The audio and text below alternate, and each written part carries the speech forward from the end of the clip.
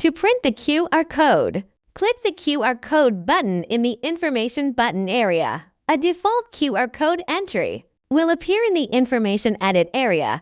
You can modify the QR code generation rules by adjusting the object properties. Content, the text data stored in the QR code. Scale, the zoom size of the QR code. The larger the value, the larger the size. Level, according to the error correction rate ratio.